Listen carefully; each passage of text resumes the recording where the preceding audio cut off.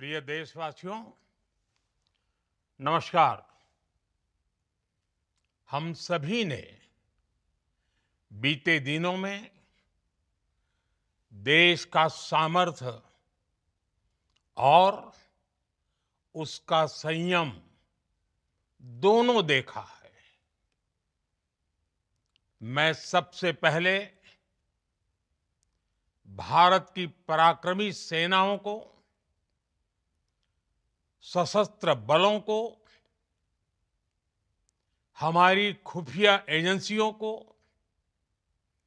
हमारे वैज्ञानिकों को, हर भारतवासी की तरफ से सैल्यूट करता हूं। हमारे वीर सैनिकों ने ऑपरेशन सिंदूर के लक्ष्यों की प्राप्ति के लिए असीम शौर्य का प्रदर्शन किया। मैं उनकी वीरता को, उनके साहस को, उनके पराक्रम को आज समर्पित करता हूं हमारे देश की हर माता को, देश की हर बहन को और देश की हर बेटी को ये पराक्रम समर्पित करता हूं। साथियों, 22 अप्रैल को पहलगाम में आतंकवादियों ने जो बर्बरता दिखाई थी, उसने देश और दुनिया को झकझोर दिया था। छुट्टियां मना रहे निर्दोष मासूम नागरिकों को धर्म पूछकर उनके परिवार के सामने, उनके बच्चों के सामने बेरहमी से मार डालना, यह आतंक का बहुत विभत्स चेहरा था, क्रूरता थी। ये देश के सद्भाव को तोड़ने की घिनौनी कोशिश भी थी। मेरे लिए व्यक्तिगत रूप से ये पीड़ा बहुत बड़ी थी। इस आतंकी हमले के बाद सारा राष्ट्र, हर नागरिक, हर समाज, हर वर्ग, हर राजनीतिक दल एक स्वर में आतंक के खिलाफ कड़ी कार्रवाई के लिए उठ खड़ा हुआ।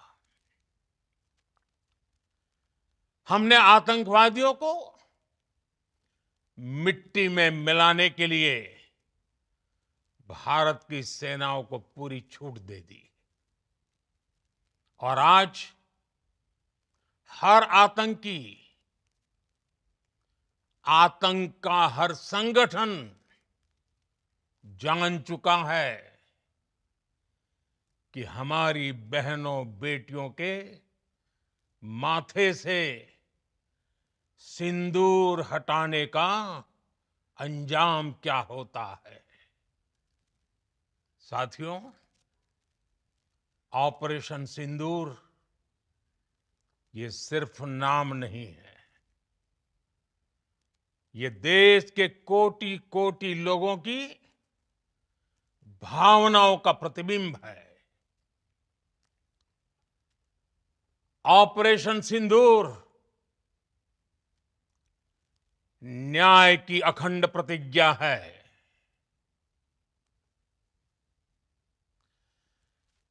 6 मई की देर रात, 7 मई की सुबह पूरी दुनिया ने इस प्रतिज्ञा को परिणाम में बदलते देखा है। भारत की सेनाओं ने पाकिस्तान में आतंक के ठिकानों पर, उनके ट्रेनिंग सेंटर्स पर सटीक प्रहार किया। आतंकियों ने सपने में भी नहीं सोचा था कि भारत इतना बड़ा फैसला ले सकता है। लेकिन जब देश एकजुट होता है, नेशन फर्स्ट की भावना से भरा होता है, राष्ट्र सर्वोपरि होता है, तो फौलादी फैसले लिए जाते हैं, परिणाम लाकर दिखाए जाते हैं। जब पाकिस्तान में आतंक के अड्डों पर भारत की मिसाइलों ने हमला बोला, भारत के ड्रोन्स ने हमला बोला, तो आतंकी संगठनों की इमारतें नहीं, बल्कि उनका हौसला भी थर्रा गया। बहावलपुर और मुरिद के जैसे आतंकी ठिकाने एक प्रकार से ग्लोबल टेररिज्म की यूनिवर्सिटीज रही है। दुनिया में कहीं पर भी जो बड़े आतंकी हमले हुए हैं, चाहे 9/11 हो, चाहे लंदन ट्यूब बॉम्बिंग हो, या भारत में दशकों से जो बड़े बड़े आतंकी हमले हुए हैं, उन सब के तार कहीं ना कहीं आतंक के इन्हीं ठिकानों से जुड़ते रहे हैं। आतंकियों ने हमारी बहनों का सिंदूर उजाड़ा था, इसलिए भारत ने आतंक के ये हेडक्वार्टर्स उजाड़ दिए। भारत के इन हमलों में 100 से अधिक खूंखार आतंकवादियों को मौत के घाट उतारा गया है। आतंक के बहुत सारे आका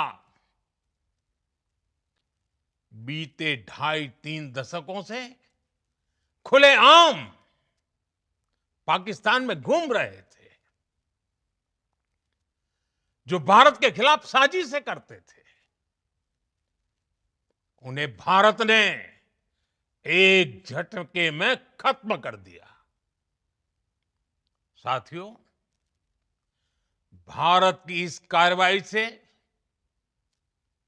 पाकिस्तान घोर निराशा में गिर गया था, हताशा में गिर गया था, बौखला गया था। और इसी बौखलाहट में उसने एक और दुस्साहस किया। आतंक पर भारत की कार्रवाई का साथ देने के बजाय पाकिस्तान ने भारत पर ही हमला करना शुरू कर दिया। पाकिस्तान ने हमारे स्कूलों, कॉलेजों को, गुरुद्वारों को, मंदिरों को, सामान्य नागरिकों के घरों को निशाना बनाया। पाकिस्तान ने हमारे सैन्य ठिकानों को निशाना बनाया। लेकिन इसमें भी पाकिस्तान खुद बेनकाब हो गया। दुनिया ने देखा कि कैसे पाकिस्तान के ड्रोन्स, पाकिस्तान की मिसाइलें भारत के सामने तिनके की तरह बिखर गई। भारत के सशक्त एयर डिफेंस सिस्टम ने उन्हें आसमान में ही नष्ट कर दिया। पाकिस्तान की तैयारी सीमा पर वार की थी, लेकिन भारत ने पाकिस्तान के सीने पर वार कर दिया। भारत के ड्रोन्स, भारत की मिसाइलों ने सटीकता के साथ हमला किया। पाकिस्तानी वायुसेना के उन एयरबेस को नुकसान पहुंचाया, जिस पर पाकिस्तान को बहुत घमंड था। भारत ने पहले 3 दिनों में ही पाकिस्तान को इतना तबाह कर दिया जिसका उसे अंदाजा भी नहीं था। इसलिए भारत की आक्रामक कार्रवाई के बाद पाकिस्तान बचने के रास्ते खोजने लगा। पाकिस्तान दुनिया भर में तनाव कम करने के लिए गुहार लगा रहा था और बुरी तरह पीटने के बाद इसी मजबूरी में 10 मई की दोपहर को पाकिस्तानी सेना ने हमारे डीजीएमओ को संपर्क किया। तब तक हम आतंकवाद के इंफ्रास्ट्रक्चर को बड़े पैमाने पर तबाह कर चुके थे। आतंकियों को मौत के घाट उतार दिया गया था। पाकिस्तान के सीने में बसाए गए आतंक के अड्डों को हमने खंडहर बना दिया था। इसलिए जब पाकिस्तान की तरफ से गुहार लगाई गई, पाकिस्तान की तरफ से जब ये कहा गया कि उसकी ओर से आगे कोई आतंकी गतिविधि और सैन्य दुस्साहस नहीं दिखाया जाएगा, तो भारत ने भी उस पर विचार किया। और मैं फिर दोहरा रहा हूं, हमने पाकिस्तान के आतंकी और सैन्य ठिकानों पर अपनी जवाबी कार्रवाई को अभी सिर्फ स्थगित किया है। आने वाले दिनों में हम पाकिस्तान के हर कदम को इस कसौटी पर मापेंगे कि वो क्या रवैया अपनाता है। साथियों, भारत की तीनों सेनाएं, हमारी एयरफोर्स, हमारी आर्मी और हमारी नेवी, हमारी border security force BSF, Bharat के अर्धसैनिक बल लगातार अलर्ट पर है। सर्जिकल स्ट्राइक और एयर स्ट्राइक के बाद अब ऑपरेशन सिंदूर आतंक के खिलाफ भारत की नीति है। ऑपरेशन सिंदूर ने आतंक के खिलाफ लड़ाई में एक नई लकीर खींच दी है, एक नया पैमाना, न्यू नॉर्मल तय कर दिया है। पहला, भारत पर आतंकी हमला हुआ तो मुंह तोड़ जवाब दिया जाएगा। हम अपने तरीके से, अपनी शर्तों पर जवाब देकर रहेंगे। हर उस जगह जाकर कठोर कार्रवाई करेंगे जहां से आतंक की जड़ें निकलती हैं। दूसरा, कोई भी न्यूक्लियर ब्लैकमेल भारत नहीं सहेगा। न्यूक्लियर ब्लैकमेल की आड़ में पनप रहे आतंकी ठिकानों पर भारत सटीक और निर्णायक प्रहार करेगा। तीसरा, हम आतंक की सरपरस्त सरकार और आतंक के आकाओं को अलग अलग नहीं देखेंगे। ऑपरेशन सिंदूर के दौरान दुनिया ने पाकिस्तान का वो घिनौना सच फिर देखा है, जब मारे गए आतंकियों को विदाई देने पाकिस्तानी सेना के बड़े बड़े अफसर उमड़ पड़े।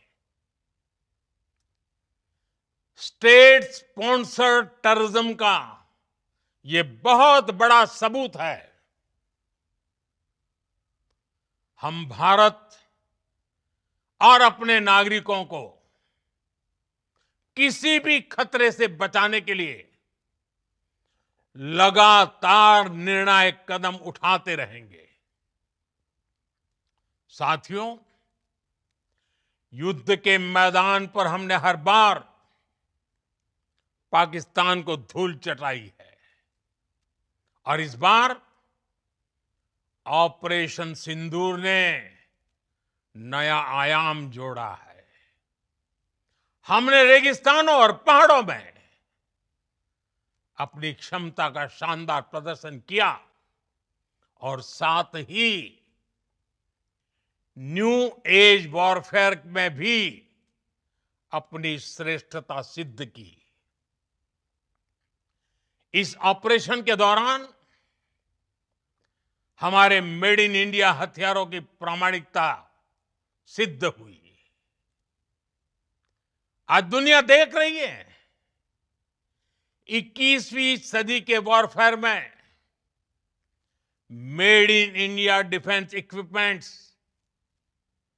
इसका समय आ चुका है। साथियों, हर प्रकार के आतंकवाद के खिलाफ हम सभी का एकजुट रहना, हमारी एकता हमारी सबसे बड़ी शक्ति है। निश्चित तौर पर ये युग युद्ध का नहीं है, लेकिन ये युग आतंकवाद का भी नहीं है। टेररिज्म के खिलाफ जीरो टॉलरेंस, ये एक बेहतर दुनिया की गारंटी है। साथियों, पाकिस्तानी फौज, पाकिस्तान की सरकार जिस तरह आतंकवाद को खाद पानी दे रहे हैं, वो एक दिन पाकिस्तान को ही समाप्त कर देगा। पाकिस्तान को अगर बचना है तो उसे अपने टेरर इंफ्रास्ट्रक्चर का सफाया करना ही होगा। इसके अलावा शांति का कोई रास्ता नहीं है। भारत का मत एकदम स्पष्ट है। टेरर और टॉक एक साथ नहीं हो सकते।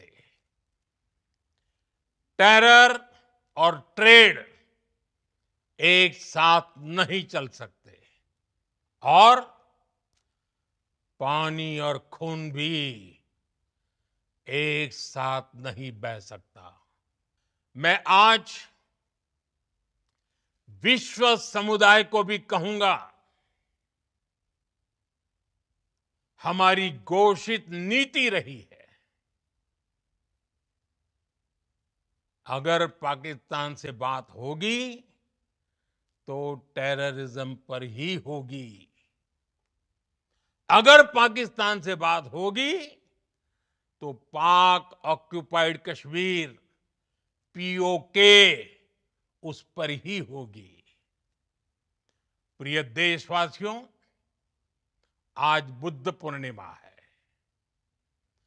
भगवान बुद्ध ने हमें शांति का रास्ता दिखाया है। शांति का मार्ग भी शक्ति से होकर जाता है। मानवता शांति और समृद्धि की तरफ बढ़े, हर भारतीय शांति से जी सके, विकसित भारत के सपने को पूरा कर सके, इसके लिए भारत का शक्तिशाली होना बहुत जरूरी है। और आवश्यकता पड़ने पर इस शक्ति का इस्तेमाल भी जरूरी है। और पिछले कुछ दिनों में भारत ने यही किया है। मैं एक बार फिर भारत की सेना और सशस्त्र बलों को सैल्यूट करता हूं। हम भारतवासी के हौसले, हर भारतवासी का एकजुटता का शपथ, संकल्प, मैं उसे नमन करता हूं। बहुत बहुत धन्यवाद। भारत माता की जय। भारत माता की जय। भारत माता की जय।